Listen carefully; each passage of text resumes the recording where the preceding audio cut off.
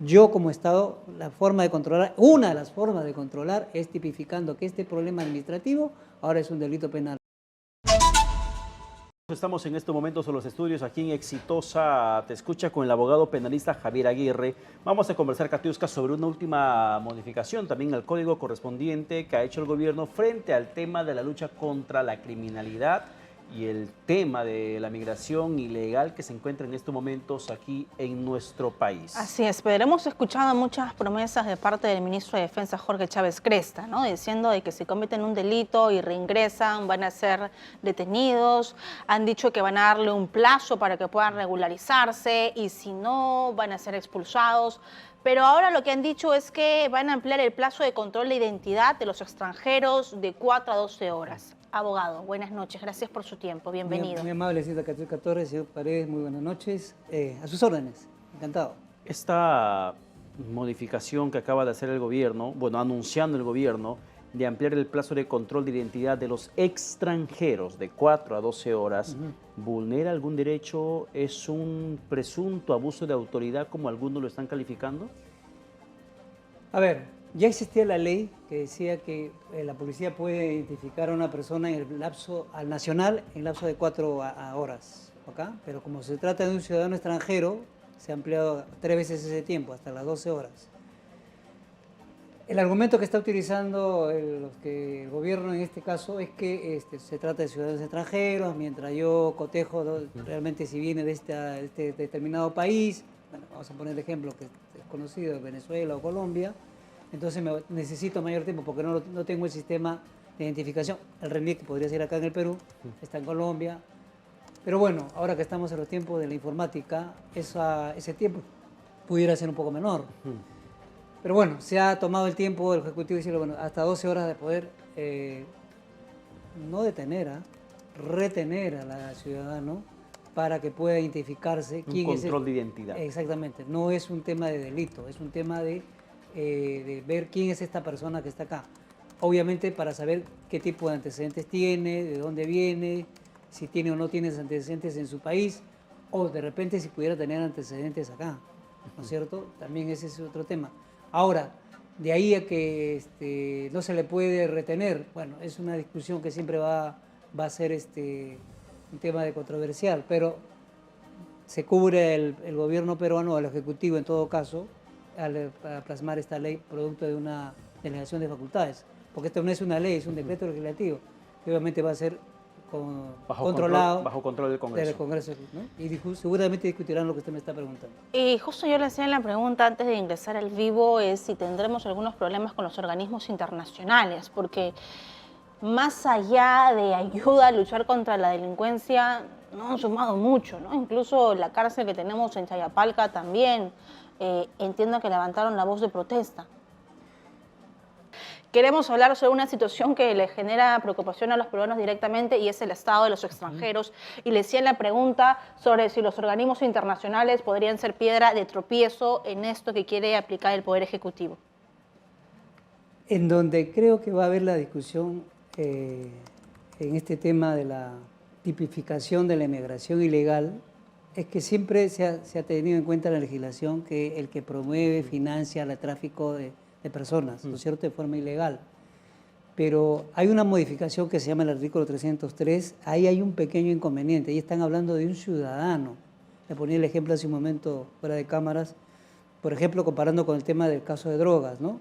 Lo que se sanciona es el que promueve, trafica, transporta las drogas, pero no el que consume.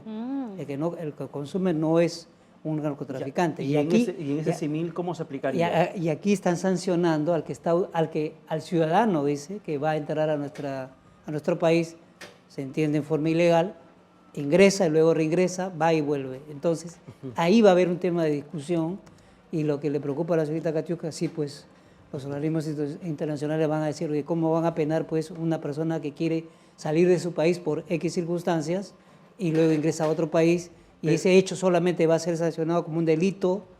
¿El ingreso de forma ilegal no tendría que ser un delito? No, para el que trafica y promueve eso, sí, pero no para el que lo usa. Precisamente, ahí está el tema. Pero, ahí va a haber un tema, es un tema de discusión estrictamente técnico-legal, ¿no? Ya, claro, porque al entender del ciudadano, si ingresas de forma ilegal, ya ese acto ilegal lo convierte en delito. Sí, hasta ahora era administrativo, sería delito. Ahí está el detalle. Ya. Entonces, que era algo que era administrativo hasta el día de hoy, mañana va a ser un delito.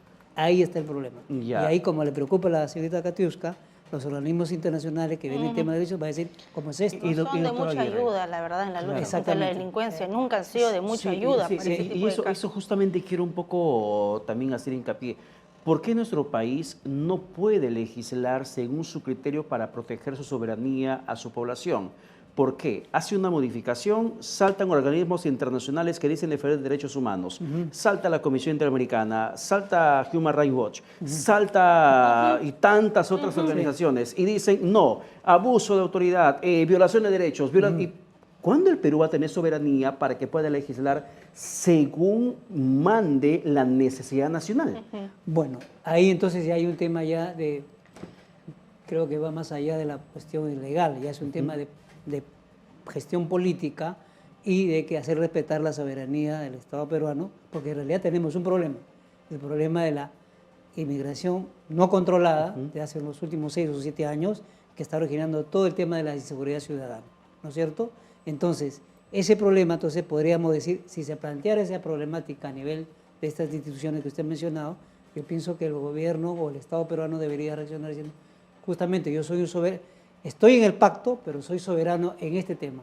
Así que déjeme solucionar, porque tengo un problema grave, no tengo un problema simple. Porque no estamos hablando de 100 ciudadanos, 100.000 ciudadanos. Hablamos de billones. 1.200.000 más o menos creo que tenemos de hermanos venezolanos y otro tanto creo colombianos, mucho menor obviamente. Entonces podríamos argumentar eso. Obvio que eso va a ser, una vez más, vamos al Congreso y me imagino que van a plantear ese tema que usted me está mencionando. Y explíqueme el caso de Chile, porque recordemos que hace algunos meses un ciudadano extranjero asesina a un carabinero. Son expulsados y luego tuvimos todo ese escenario triste, trágico en las fronteras, usted recordará, en Tacna. Sí, exactamente. ¿Cómo hizo Chile para aplicar esa medida tan fuerte que los peruanos quieren lo mismo para nuestro país? Y el caso de Estados Unidos. El ministro de Defensa Chávez dice, vamos a darle un plazo, y el que no va a ser expulsado. Entonces yo me hago la pregunta, ¿van a ser redadas de repente? ¿Van a buscar a la población que no esté regularizada y van a ser llevados fuera del país? Porque eso hace Estados Unidos. ¿Cómo hacen estos países para no tener problemas con los organismos internacionales? Eso también me hace recordar lo siguiente. Acuérdese que hace 1 año y medio atrás, más o menos, hicieron lo mismo, con más o menos 300 o 200 ciudadanos con venezolanos. Abelino Guillén. Exactamente. El presidente Pedro Castillo, y fue una redada, vergüenza un internacional. operativo, inopinado, agarraron 200 ciudadanos venezolanos, lo pusieron en un avión, ni siquiera creo que bajó el avión. Y Ni ahí siquiera realmente despegó. Entonces, Ni siquiera despegó el avión. No. como yo Se quedó- estaba se con la quedó- idea que había llegado a Venezuela. Mire. No, ni siquiera despegó, ni despegó. siquiera salió. Claro, obviamente el Estado Y del regresaron gobierno- a las calles los delincuentes. Porque Sí. Nicolás Maduro no los quiso recibir. Exactamente. No hubo señal, no hubo respuesta de Venezuela. Lo que Chile, si no me... bueno, estamos saliendo del área penal, legal, pero un tema de sentido común, ¿no? Lo que Chile, creo, me parece que hace una política mucho más controlada que nosotros, ¿no? Porque a ellos, por ejemplo, tengo entendido que desde el principio le piden una bolsa de dinero, ¿no? El problema con nosotros acá es que los ciudadanos venezolanos, la gran mayoría de ellos, entraron simplemente sin nada. Y sin control. Y sin control. Entonces viene... Pero termina siendo una soberanía del país determinar que quien ingresa de manera ilegal comete un delito. Exactamente. Es una cuestión soberana. Exactamente. Por eso, el Estado peruano tendría que hacer respetar... Yo tengo un problema muy grave.